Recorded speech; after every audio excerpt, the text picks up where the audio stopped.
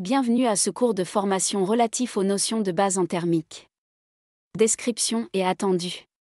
Objectif.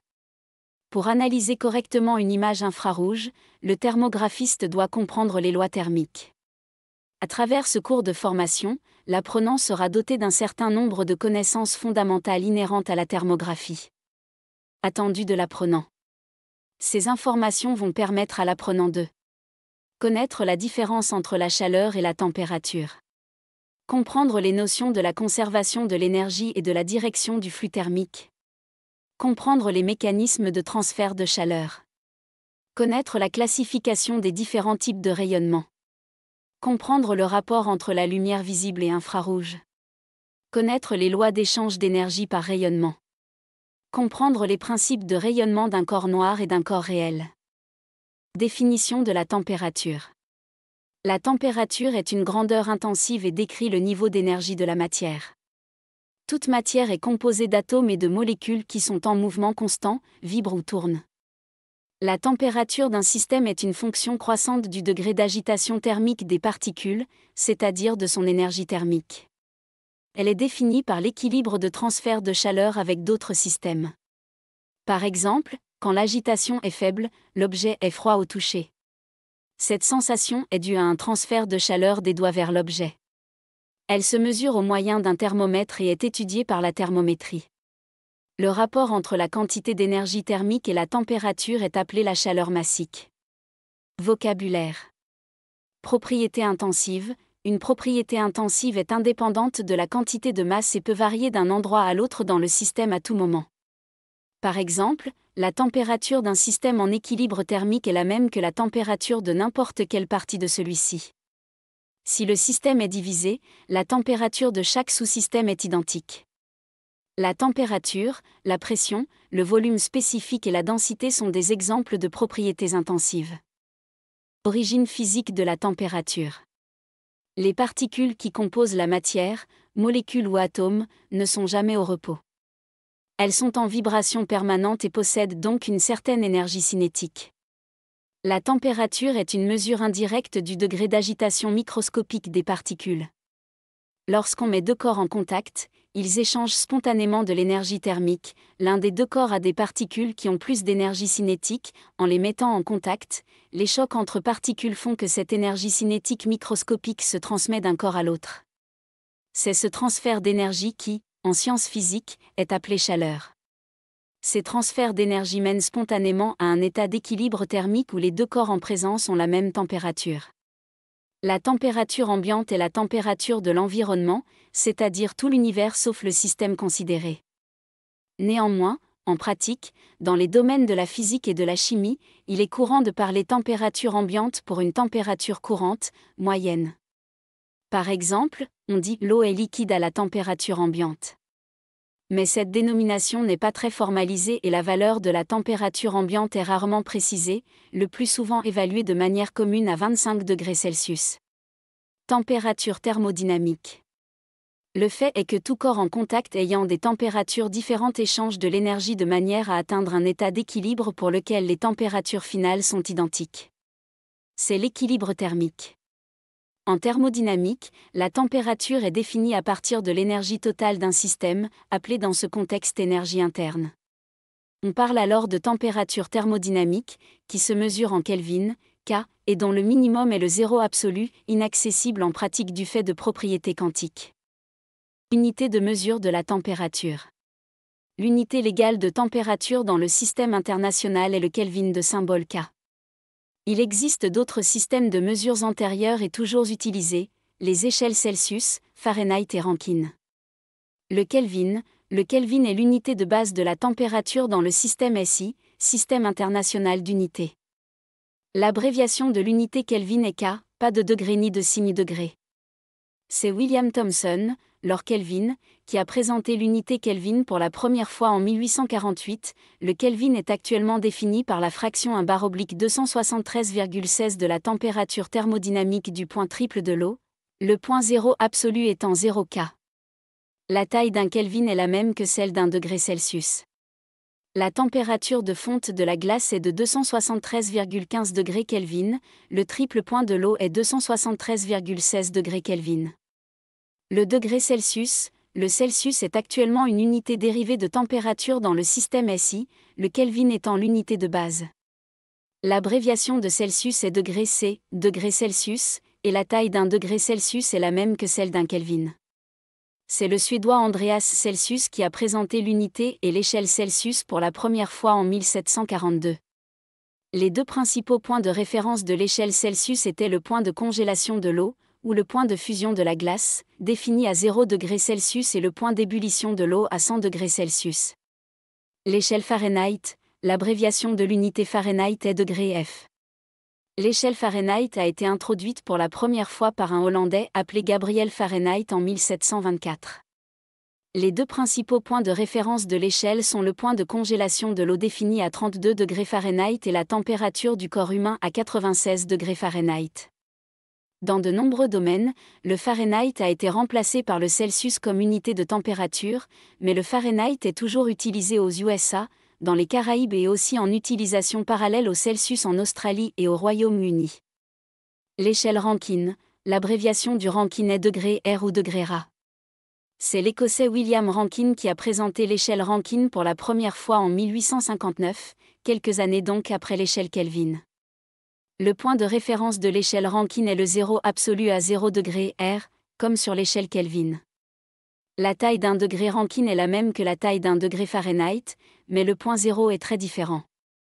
Le point de congélation de l'eau est égal à 491,67 degrés Rankine. Réaumur, l'échelle Réaumur a été introduite par René de Réaumur en 1730. Ces points de référence sont le point de congélation de l'eau à 0 degré Ré et le point d'ébullition de l'eau à 80 degrés Ré. L'échelle Réaumur était utilisée dans certaines parties de l'Europe et en Russie, mais elle a principalement disparu dans le courant du siècle dernier. Le zéro absolu. Le zéro absolu est la température la plus basse qui puisse exister.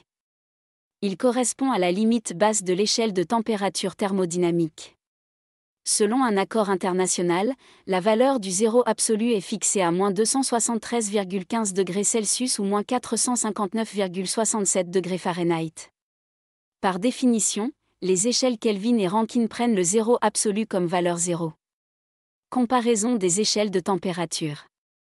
Les échelles Celsius et Kelvin ont différents points zéro, mais la même taille d'incrément. Un écart d'1 degré Celsius est identique à un écart d'1 Kelvin, 1 degré Celsius égale 1 degré Kelvin. Par opposition à l'échelle de Fahrenheit où la taille des incréments est différente à celle de Celsius et Kelvin. La conversion de température entre degrés Kelvin et degrés Celsius, et inversement, est très simple. Il suffit d'ajouter ou soustraire 273. Importance de la température. La température est une caractéristique très importante de la matière. De nombreuses propriétés de la matière changent avec la température. La longueur d'une tige métallique, la pression de vapeur dans une chaudière, la capacité d'un fil à conduire un courant électrique et la couleur d'un objet incandescent très chaud. Tout cela dépend de la température. Par exemple, la plupart des matériaux se dilatent lorsque leur température augmente. Cette propriété est très importante dans toute la science et l'ingénierie. L'efficacité thermodynamique des centrales électriques change avec la température de la vapeur d'entrée ou même avec la température extérieure. À des températures plus élevées, les solides tels que l'acier brillent en orange ou même en blanc selon la température. La lumière blanche d'une ampoule à incandescence ordinaire provient d'un fil de tungstène extrêmement chaud. On peut voir que la température est l'une des caractéristiques fondamentales qui décrit la matière et influence le comportement de la matière. Qu'est-ce que l'énergie interne ? Énergie interne. L'énergie interne implique l'énergie à l'échelle microscopique. Il peut être divisé en énergie potentielle microscopique et en énergie cinétique microscopique. L'équation suivante décrit l'énergie interne totale comme la somme de énergie potentielle microscopique et en énergie cinétique microscopique. Où l'énergie cinétique microscopique implique les mouvements de toutes les particules du système par rapport au repère du centre de masse. L'énergie potentielle microscopique implique les liaisons chimiques entre les atomes qui constituent les molécules, les forces de liaison dans le noyau ainsi que les champs de force physique du système, par exemple, les champs électriques ou magnétiques. Dans les liquides et les solides, il existe une composante importante d'énergie potentielle associée aux forces d'attraction intermoléculaires. Énergie interne spécifique. L'énergie interne spécifique d'une substance est son énergie interne par unité de masse. C'est une propriété intensive. Elle est égale à l'énergie interne totale divisée par la masse totale. Définition de la chaleur. Dans le langage courant, les mots chaleur et température ont souvent un sens équivalent. Quelle chaleur? Alors que l'énergie interne fait référence à l'énergie totale de toutes les molécules de l'objet, la chaleur est la quantité d'énergie qui circule spontanément d'un corps à un autre en raison de leur différence de température. La chaleur est une forme d'énergie, mais c'est une énergie en transit. La chaleur n'est pas la propriété d'un système. Cependant, le transfert d'énergie sous forme de chaleur se produit au niveau moléculaire à la suite d'une différence de température. Considérons un bloc de métal à haute température, constitué d'atomes oscillant intensément autour de leur position moyenne. À basse température, les atomes continuent à osciller, mais avec moins d'intensité. Si un bloc de métal plus chaud est mis en contact avec un bloc plus froid, les atomes qui oscillent intensément au bord du bloc plus chaud dégagent son énergie cinétique aux atomes les moins oscillants situés au bord du bloc froid. Dans ce cas, il y a transfert d'énergie entre ces deux blocs et la chaleur circule du bloc le plus chaud au bloc le plus froid par ces vibrations aléatoires. En général, lorsque deux objets sont mis en contact thermique, la chaleur circule entre eux jusqu'à ce qu'ils s'équilibrent. Lorsqu'il existe une différence de température, la chaleur circule spontanément du système le plus chaud vers le système le plus froid. Le transfert de chaleur se produit par conduction ou par rayonnement thermique. Lorsque le flux de chaleur s'arrête, on dit qu'ils sont à la même température. On dit alors qu'ils sont en équilibre thermique. Comme pour le travail, la quantité de chaleur transférée dépend du chemin et non pas simplement des conditions initiales et finales du système. De même, comme pour le travail, il est important de faire la distinction entre la chaleur ajoutée à un système de son environnement et la chaleur retirée d'un système à son environnement. Q est positif pour la chaleur ajoutée au système, donc si la chaleur quitte le système, Q est négatif. Différence entre température et chaleur. Il est très courant de confondre la chaleur et la température, et bien que ces notions soient liées, elles sont à distinguer. La chaleur, c'est la quantité d'énergie thermique contenue dans un corps et qu'il est possible d'extraire pour s'en servir, pour chauffer par exemple. La température est l'agitation de l'atome.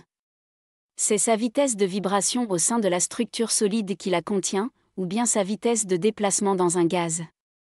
Chaleur et température restent liées, un corps à haute température contient plus de chaleur que s'il était à basse température. La quantité de chaleur contenue dans un corps dépend de la constitution de ce corps, de l'eau, de l'acier, du bois. La chaleur est la forme d'énergie qui se transmet ou se transfère d'un corps à l'autre, qui eux peuvent être à différentes températures. En thermodynamique, la chaleur signifie simplement le transfert d'énergie. La température, elle, équivaut à la mesure de la chaleur d'un corps. Par conséquent, il ne s'agit que d'une mesure de l'énergie moléculaire, alors que la chaleur est l'énergie du déplacement des molécules d'un élément. Sur cette base, la chaleur est le facteur chargé d'augmenter ou de diminuer la température d'un corps. Lorsque la chaleur entre dans un corps, ce dernier se réchauffe. De même, lorsqu'il en sort, il se refroidit. Il importe de souligner que les objets les plus froids possèdent également de la chaleur. En effet, à l'intérieur, les atomes sont également en mouvement, faible ou important. Par ailleurs, notez que la taille est un facteur important. Plus l'objet est grand, plus il contient de chaleur. Par exemple, si vous prenez un verre et un seau d'eau, il est possible que les deux aient la même température. Cependant, le seau d'eau aura davantage de chaleur que le verre car il contient beaucoup plus d'eau, soit une énergie thermique totale plus importante. Si vous prenez deux objets ayant la même température et que vous les mettez en contact, vous n'obtiendrez aucun transfert d'énergie. L'énergie moyenne de leurs particules est donc exactement la même. Toutefois, si la température de l'un de ces objets est beaucoup plus importante, vous pouvez être sûr qu'il y aura transfert d'énergie de l'objet dont la température est la plus forte à celui qui possède la température la plus faible. Les principes fondamentaux en thermodynamique. Une bonne connaissance de la thermodynamique est importante pour comprendre les transferts de chaleur, étape cruciale pour un thermographiste. La thermodynamique décrit le comportement de la chaleur ainsi que les principes stricts qui en découlent. Dans le cadre de cette formation, nous nous concentrons sur deux concepts. Le principe de la conservation de l'énergie. Le principe de la direction du flux thermique. Principe de la conservation de l'énergie. Le premier principe de la thermodynamique que nous apprendrons stipule ce qui suit: la somme totale d'énergie et de travail, contenue dans un système clos et isolé, est constante. Ce précepte est également appelé principe de conservation de l'énergie. L'énergie ne peut être ni créée ni détruite, elle peut uniquement être convertie d'une forme à une autre. En réalité, il n'existe pas de système clos et isolé en soi. Si nous gardons à l'esprit le principe de la conservation de l'énergie, nous parviendrons mieux à comprendre les systèmes qui ne sont justement pas clos. Si l'énergie ne peut pas être créée ou détruite, toute l'énergie du système doit être prise en compte à un niveau quelconque. Un système isolé se compose d'un ensemble d'objets physiques, généralement des particules, atomes, photons, etc. Il est dit isolé s'il n'échange avec l'extérieur ni énergie par l'intermédiaire de forces, par exemple, gravité, magnétisme, ni matière, on n'enlève ni n'ajoute de particules ayant une masse au système. Notamment, le système isolé n'échange pas de photons avec un autre système, ni n'en reçoit d'autres systèmes. L'énergie totale d'un système se compose de la somme de différentes énergies, qui peuvent être l'énergie de masse correspondant à la masse des particules, suivant la formule E = mc. L'énergie thermique.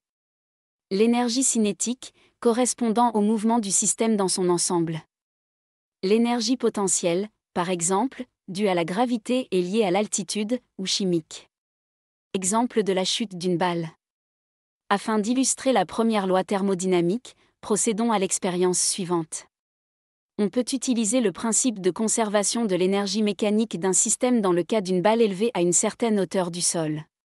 Initialement, elle possède de l'énergie potentielle gravitationnelle.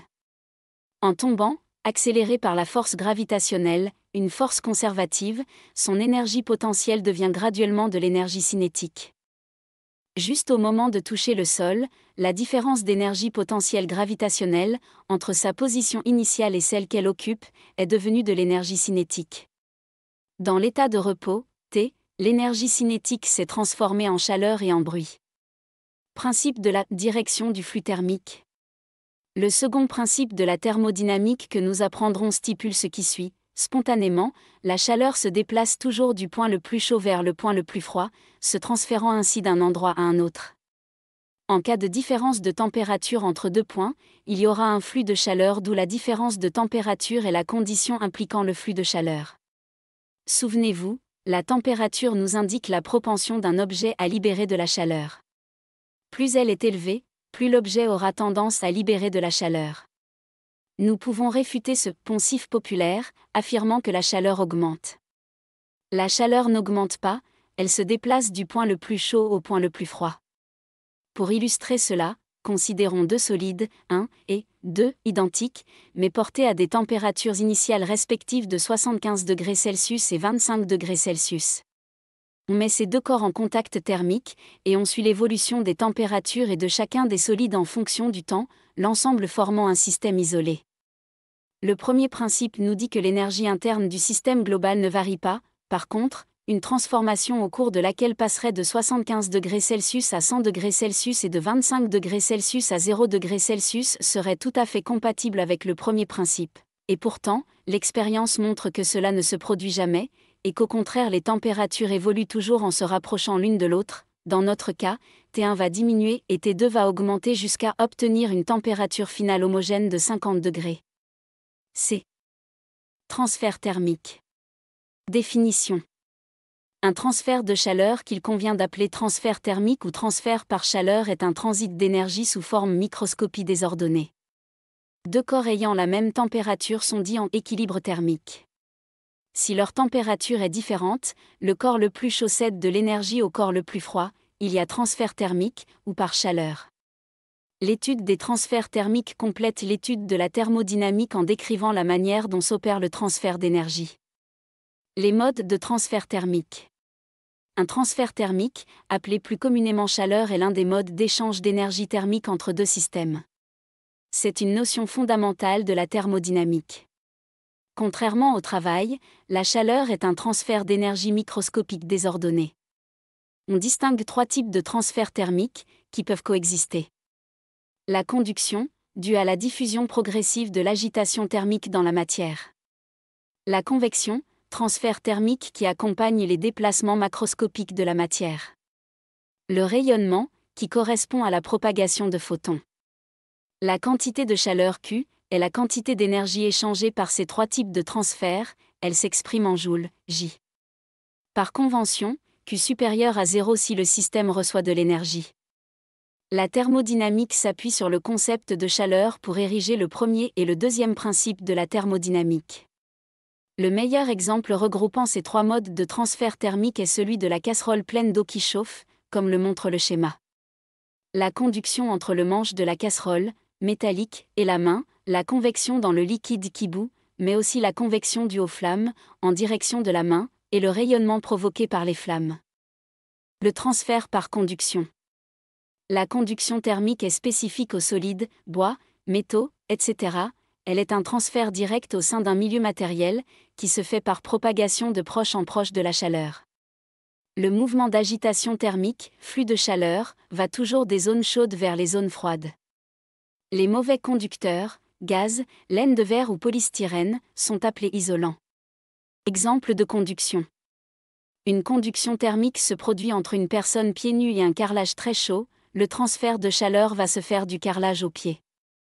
Le beurre fond plus vite sur du métal chaud, poêle en acier, que sur d'autres matériaux chauffés, bois, donc le métal est un meilleur conducteur thermique. En effet, la conductivité de l'acier, 50 Wm/K, est plus élevée que celle du bois, 0,2 Wm/K. La conductivité thermique. La grandeur qui caractérise le comportement d'un matériau lors d'un transfert thermique par conduction est sa conductivité thermique qui s'exprime en Wm/K. Plus la conductivité thermique d'un matériau augmente, plus ce dernier conduit bien la chaleur. Flux thermique par conduction. Dans le cas le plus simple d'une paroi d'épaisseur, E, solide dont les deux surfaces d'air, S, présentent une différence de température homogène, T1, T2, le flux thermique dépend de la conductivité thermique du matériau. Le transfert par convection. La convection thermique est spécifique aux fluides, liquides, gaz, air, ainsi qu'aux éléments déformables, comme les roches à haute pression dans le manteau terrestre. Elle est liée au mouvement du fluide, donc à un transport de matière. L'état fluide regroupe l'état gazeux et l'état liquide qui ont la faculté d'être déformables. Ils s'adaptent à la forme du récipient offert, et peuvent s'écouler. Lors de la convection, les mouvements se produisent en général de manière spontanée sous l'effet d'une différence de température entre des zones d'un fluide. En effet, la densité d'une substance dépend de sa température. Un gaz ou un liquide possède une densité d'autant plus faible que sa température est élevée. Par conséquent, un fluide chaud a donc tendance à s'élever et un fluide froid à descendre, ce qui provoque des courants ascendants ou descendants que l'on retrouve par exemple dans l'air ou dans l'eau. Au cours de ces mouvements, les fluides chauds transmettent de la chaleur aux fluides plus froids. Exemple de convection. Lorsque l'on met ses mains au-dessus d'un feu de cheminée ou de barbecue, on ressent de l'air chaud, en effet celui-ci est produit par convection. En effet, la convection se fait grâce aux molécules d'air, d'oxygène, diazoté, qui se trouvent au-dessus du feu ou d'une plaque chauffante. Ces molécules montent vers le haut, où il fait plus froid. Lors de leur montée, elles entrent en contact avec la main, d'où la sensation de chaleur. Lorsqu'on souffle sur une cuillerée de soupe brûlante, elle refroidit plus vite, les molécules du fluide chaud sont remplacées par de nouvelles molécules à plus basse température. Les types de convection. On peut distinguer 2 types de convection. La convection naturelle, ou libre, est due à la différence de masse volumique entre les particules composant le fluide. Les particules des zones chaudes, de masse volumique plus faible, montent et laissent leur place à des particules plus froides. Elles cèdent une partie de l'énergie thermique et leur température diminue, ce qui les pousse à rejoindre une partie plus chaude. La convection forcée est due à la mise en mouvement du fluide par une action extérieure comme l'effet d'un ventilateur. Le mouvement accélère le transfert thermique. Flux thermique par convection. Dans le cas le plus simple d'une paroi solide de surface S et de température homogène T1 en contact avec un fluide à la température T2 à grande distance de la paroi, le flux thermique dépend du coefficient de convection thermique, H, du matériau. Le transfert par rayonnement. Le rayonnement thermique est une émission de rayonnement électromagnétique par un corps chaud. Le rayonnement a la particularité de se déplacer dans le vide, rayonnement solaire. L'énergie électromagnétique reçue par le système est absorbée et convertie en énergie thermique, chaleur. À titre d'information, la plupart des êtres vivants émettent essentiellement des longueurs d'onde situées dans l'infrarouge, pour des températures usuelles. Les longueurs d'onde de l'infrarouge sont comprises entre la fin du domaine visible et le domaine des micro-ondes. Exemple de rayonnement. En été, le fort rayonnement du soleil fait chauffer le carrelage des terrasses extérieures. En effet, le rayonnement se fait grâce aux ondes électromagnétiques émises par le soleil, réchauffant alors le carrelage qui capte ces ondes électromagnétiques. Flux thermique par rayonnement. Le flux thermique surfacique, qui équivaut à une excitance énergétique, s'exprime par rapport à l'émission du corps noir dans la loi de Stefan Boltzmann. Si le corps récepteur réfléchit certaines longueurs d'onde ou est transparent à d'autres, seules les longueurs d'onde absorbées contribuent à son équilibre thermique. Si par contre le corps récepteur est un corps noir, c'est-à-dire qu'il absorbe tous les rayonnements électromagnétiques, alors tous les rayonnements contribuent à son équilibre thermique. Équilibre thermique. L'équilibre thermodynamique est un concept particulièrement important. En général, lorsque deux objets sont mis en contact thermique, de la chaleur circule entre eux jusqu'à ce qu'ils s'équilibrent.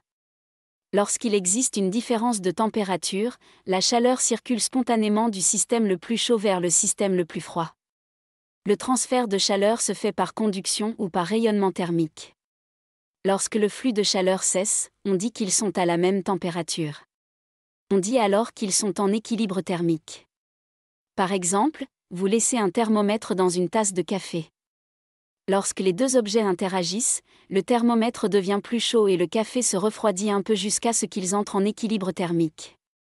Deux objets sont définis comme étant en équilibre thermique si, lorsqu'ils sont placés en contact thermique, aucune énergie nette ne coule de l'un à l'autre et que leur température ne change pas. Nous pouvons postuler. Lorsque les deux objets sont en équilibre thermique, leurs températures sont égales. C'est le sujet d'une loi appelée la loi zéro de la thermodynamique. Un transfert de chaleur s'effectue toujours spontanément du corps chaud vers le corps froid. L'équilibre thermique est atteint lorsque les corps sont à la même température. Le rayonnement électromagnétique. Le rayonnement électromagnétique correspond à l'ensemble des radiations émises par une source qui peut être soit le Soleil, soit la surface terrestre ou océanique ou des objets, sous forme d'ondes électromagnétiques ou de particules. La lumière visible est un rayonnement électromagnétique, mais ne constitue qu'une petite tranche du large spectre électromagnétique. La propagation de ce rayonnement, d'une ou plusieurs particules, donne lieu à de nombreux phénomènes comme l'atténuation, l'absorption, la diffraction et la réfraction, le décalage vers le rouge, les interférences, les échos, les parasites électromagnétiques et les effets biologiques. Les ondes électromagnétiques. Une onde électromagnétique comporte à la fois un champ électrique et un champ magnétique oscillant à la même fréquence. Ces deux champs, perpendiculaires l'un par rapport à l'autre, se propagent dans un milieu selon une direction orthogonale. La propagation de ces ondes s'effectue à une vitesse qui dépend du milieu considéré. Dans le vide, la vitesse de propagation est égale à 3108 mètres par seconde. Une onde électromagnétique est caractérisée par plusieurs grandeurs physiques. La longueur d'onde, elle exprime le caractère oscillatoire périodique de l'onde dans l'espace. C'est la longueur d'un cycle d'une onde, la distance séparant deux crêtes successives. Elle est mesurée en mètres ou en l'un de ses sous-multiples. Le nanomètre, le micromètre, le centimètre. La période, T, elle représente le temps nécessaire pour que l'onde effectue un cycle. L'unité est la seconde. La fréquence, nu, inverse de la période, elle traduit le nombre de cycles par unité de temps. Elle s'exprime en Hertz. Hertz, 1 Hertz équivaut à une oscillation par seconde ou en multiple du Hertz. Le kilohertz, le mégahertz, le gigahertz. Longueur d'onde et fréquences sont inversement proportionnelles et unies par la relation suivante. Lambda égale C fois nu. Par conséquent, plus la longueur d'onde est petite, plus la fréquence est élevée, et réciproquement. Rayonnement et énergie.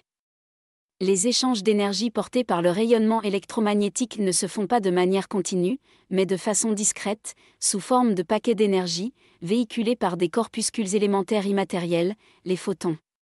Chaque photon transporte ainsi un quantum d'énergie proportionnel à la fréquence de l'onde électromagnétique considérée. Cette énergie est d'autant plus grande que la fréquence est élevée.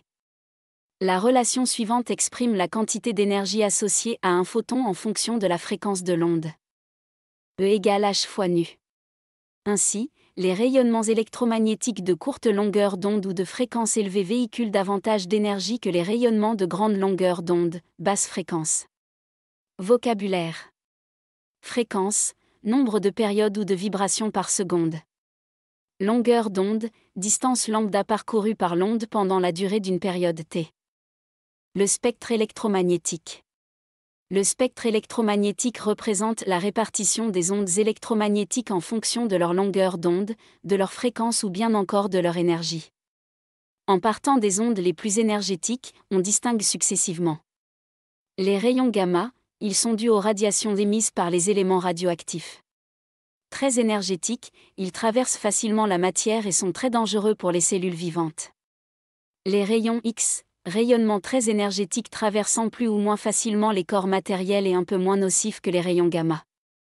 Les ultraviolets, rayonnements qui restent assez énergétiques, ils sont nocifs pour la peau. Le domaine visible correspond à la partie très étroite du spectre électromagnétique perceptible par notre œil. L'infrarouge, rayonnement émis par tous les corps dont la température est supérieure au zéro absolu, moins 273 degrés Celsius. En télédétection, on utilise certaines bandes spectrales de l'infrarouge pour mesurer la température des surfaces des objets. Les ondes radar ou micro-ondes, cette région du spectre est utilisée pour mesurer le rayonnement émis par la surface terrestre, et s'apparente dans ce cas à la télédétection dans l'infrarouge thermique, mais également par les capteurs actifs comme les systèmes radars. Les ondes radio, ce domaine de longueur d'onde est le plus vaste du spectre électromagnétique et concerne les ondes qui ont les plus basses fréquences. La lumière visible. La lumière visible n'occupe qu'une plage très étroite du spectre électromagnétique. L'œil humain n'est en effet sensible qu'au rayonnement dont la longueur d'onde est comprise entre 0,4 et 0,7 micromètres et présente un maximum de sensibilité autour de 0,55 micromètres, ce qui correspond à une couleur verte-jaune. C'est Newton qui, à la fin du XVIIe siècle, est le premier à expliquer le phénomène de décomposition de la lumière blanche en ses différentes composantes colorées. En plaçant un prisme devant un mince filet de lumière solaire, il observe que la lumière est réfractée en 7 couleurs spectrales qui vont du violet au rouge en passant par l'indigo, le bleu, le vert, le jaune et l'orange. En faisant passer les rayons diffractés à travers un second prisme, il constate que ceux-ci peuvent recomposer la lumière solaire et en conclut que les couleurs ne sont pas une modification de la lumière blanche, mais bien ses éléments constitutifs. Il a ensuite l'idée géniale de placer les couleurs sur un cercle et démontre que leur répartition place les couleurs complémentaires en opposition. Le cercle de chromaticité de Newton qui classe les couleurs en fonction de la teinte bouscule les théories de l'époque qui avançaient que toute couleur résultait d'un mélange du blanc et du noir. Le domaine des infrarouges. Le domaine de l'infrarouge est relativement étendu puisqu'il couvre les longueurs d'onde de 0,7 à 100 micromètres. Dans cette fourchette de longueur d'onde, on distingue généralement 4 types d'infrarouge qui vont du proche infrarouge à l'infrarouge lointain, en passant par l'infrarouge moyen et la thermique. Le proche infrarouge. Le proche infrarouge, 0,7 à 1,6 micromètres, est la partie du spectre électromagnétique qui vient juste après le visible, couleur rouge. Comme pour le visible, ce que le radiomètre mesure dans le proche infrarouge, c'est une luminance correspondant au rayonnement solaire réfléchi par la surface terrestre. L'infrarouge moyen. L'infrarouge moyen, 1,6 à 4 micromètres, permet de façon générale d'étudier les teneurs en eau des surfaces. Il est très utilisé en foresterie et en agriculture, notamment pour cartographier les couverts végétaux en état de stress hydrique. L'atmosphère est en grande partie opaque au rayonnement du moyen infrarouge qui sont absorbés par la vapeur d'eau. Seules quelques fenêtres atmosphériques permettent la transmission du rayonnement. Elles sont centrées sur les longueurs d'onde de 2,5 micromètres, 3,5 micromètres et 5 micromètres. L'infrarouge thermique. Dans ce domaine spectral, 4 à 15 micromètres, le rayonnement dépend des propriétés d'émissivité des surfaces et les capteurs thermiques mesurent la température apparente des objets. L'infrarouge lointain. L'infrarouge lointain, 15 à 100 micromètres, n'est utilisé ni pour l'observation de la Terre, ni pour l'étude de l'atmosphère, mais pour étudier la formation des galaxies et des étoiles. Les détecteurs, appelés bolomètres, utilisent cette gamme de longueurs d'onde pour mesurer l'intensité du rayonnement infrarouge émis par les corps célestes. Transmission atmosphérique. Avant de parvenir au capteur thermique, le rayonnement électromagnétique va interagir avec les différents environnements traversés. Il s'agit notamment de la surface et de l'atmosphère. Cette dernière est composée de gaz et d'aérosols, c'est-à-dire de petites particules solides ou liquides en suspension. Les interactions avec l'atmosphère vont aussi produire des absorptions qui peuvent partiellement masquer le signal provenant de la surface. Il est donc nécessaire de prendre en compte ces interactions avant d'analyser les données spectrales. Suivant la position de la source par rapport à la surface étudiée et la position du capteur, les trajets du rayonnement ne vont pas être identiques. La figure suivante montre une variation du pourcentage d'absorption en fonction de la longueur d'onde. Les régions qui ne montrent pas d'absorption particulière sont appelées des fenêtres de transmission atmosphérique et sont utilisées pour étudier la réponse spectrale de la surface. Échange d'énergie par rayonnement. Dans le domaine de mesure de température par infrarouge, la principale composante de transfert de chaleur interceptée est l'énergie transmise par rayonnement. Toutefois, cette énergie subit des transformations de la source de chaleur à la cible objet d'inspection. Dans cette partie, nous allons exposer ces différents mécanismes y afférents. Interaction rayonnement en matière. Lorsqu'un rayonnement électromagnétique, REM, atteint un objet, certaines longueurs d'onde sont absorbées tandis que d'autres sont réfléchies par l'objet. Une partie du rayonnement peut éventuellement être transmise à travers l'objet si celui-ci est plus ou moins transparent, avec un changement de direction de la propagation due à la réfraction. La partie du rayonnement qui est absorbée modifie l'énergie interne de l'objet et produit de la chaleur qui sera réémise sous forme d'un rayonnement à une plus grande longueur d'onde. Tous les objets sont ainsi caractérisés par un coefficient d'absorption, noté alpha, un coefficient de réflexion, noté ρ, et un coefficient de transmission, noté θ, qui expriment respectivement la part d'énergie absorbée, réfléchie et transmise. Ces trois coefficients ont des valeurs qui varient entre 0 et 1 et leur somme est toujours égale à 1, selon le principe de la conservation de l'énergie. On observe tout de même certains cas particuliers. Un corps totalement opaque ne transmet pas le rayonnement, qui est en partie absorbé et en partie réfléchi. Un corps parfaitement transparent ne réfléchit pas le rayonnement, mais en absorbe et en transmet une partie. Émission du rayonnement électromagnétique.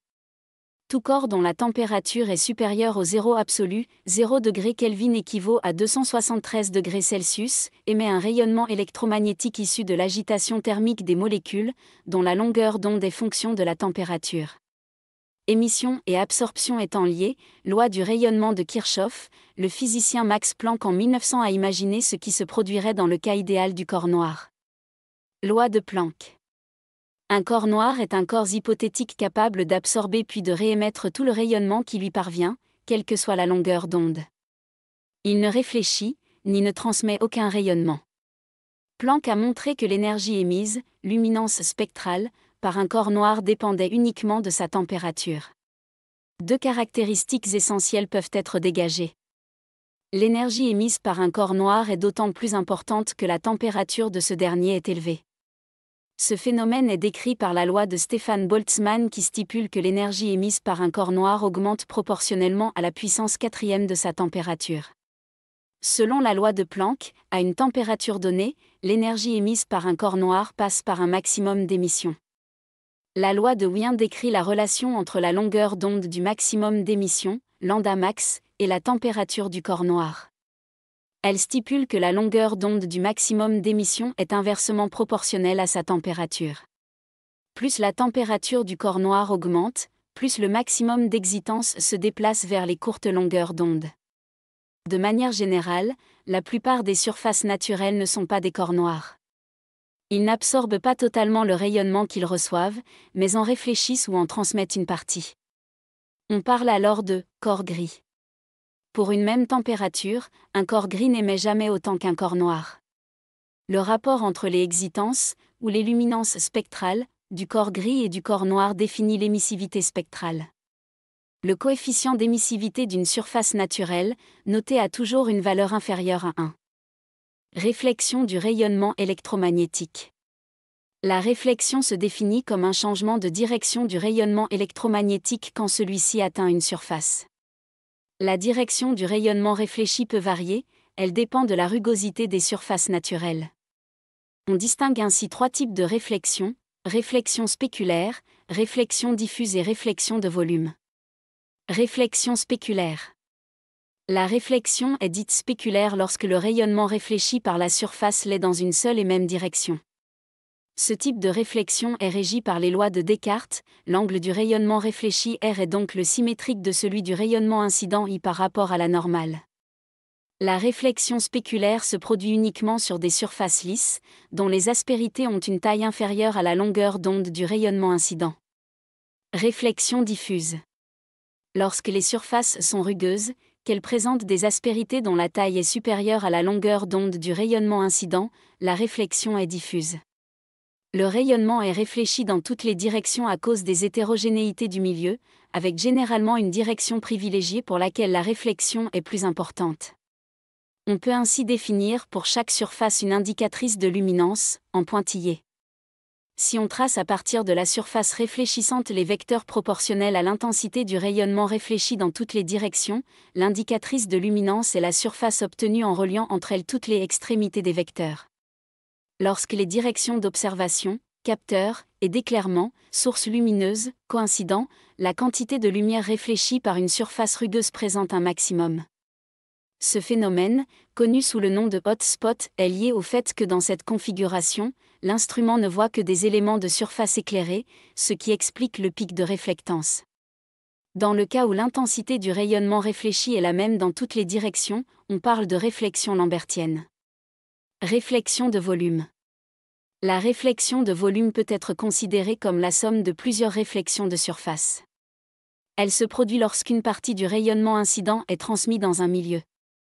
Le rayonnement est alors réfléchi par les différentes discontinuités de la couche traversée.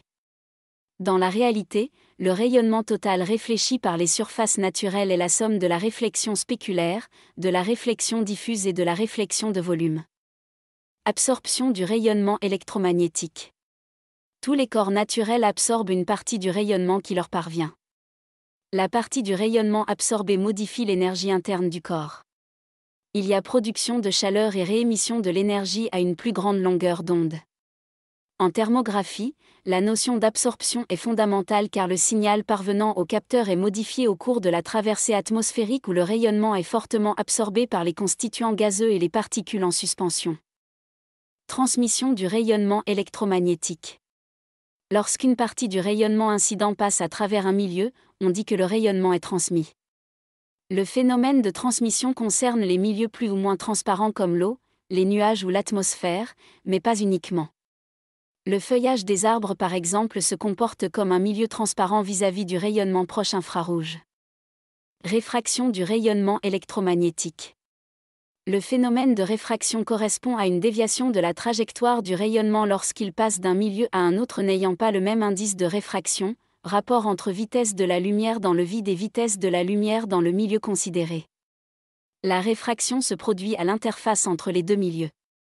Selon les lois de Descartes, le rayon réfracté est dans le plan d'incidence et la relation liant les indices de réfraction N1 et N2 de chacun des milieux et les angles incidents 1 et réfracté 2 est la suivante, N1 sin 1 égale N2 sin 2. Principe de rayonnement du corps noir. La formule du rayonnement établie par Planck montre la corrélation basique pour la mesure des températures sans contact. Elle donne la distribution spectrale hémisphérique de l'énergie rayonnée ms par un corps noir fonction de sa température T et de sa longueur d'onde lambda. Cette loi est très théorique, elle ne peut donc être utilisée pour la plus grande partie des applications pratiques. Il est cependant possible d'en utiliser des variations corrélatives. Par exemple, en intégrant cette distribution sur tout le spectre depuis 0 à l'infini, on obtient la valeur totale de l'énergie rayonnée par un corps noir. Cette expression est connue comme étant la loi de Stefan Boltzmann. L'énergie émise par un corps noir sur l'ensemble du spectre est proportionnelle à la puissance 4e de sa température absolue. La représentation graphique de la loi de Planck montre aussi que la longueur d'onde, lieu du maximum d'émission, change avec la température. La longueur d'onde qui présente le rayonnement maximum se déplace vers les courtes longueurs d'onde au fur et à mesure que la température du corps noir augmente. Corps gris ou corps réel. Dans la nature, peu de corps ont les propriétés du corps noir, c'est-à-dire qu'ils ne sont pas de parfaits radiateurs. La plupart des corps réels émettent beaucoup moins d'énergie pour une température donnée. Le rapport énergie émise par un corps réel par rapport à l'énergie émise par un corps noir, dans les mêmes conditions, est dénommé émissivité E. C'est un nombre sans dimension. Un corps gris est un corps pour lequel l'émissivité ne varie pas en fonction de la longueur d'onde. Donc, dans le cas de la mesure de température d'un corps gris, le détecteur infrarouge reçoit l'énergie émise par la surface de l'objet visé mais aussi le rayonnement de l'environnement réfléchi par la cible et potentiellement l'énergie transmise par la cible. Loi de Stefan Boltzmann pour un corps réel. En situation de mesure réelle, nous ne rencontrons jamais des corps noirs. Nos objets ne seront pas des corps noirs, mais des corps dits réels. Les corps réels peuvent avoir toutes les caractéristiques mentionnées dans ce chapitre, à savoir, la capacité d'émettre, d'absorber, de réfléchir et de transmettre. On peut écrire la loi suivante, E plus ρ plus θ égale 1.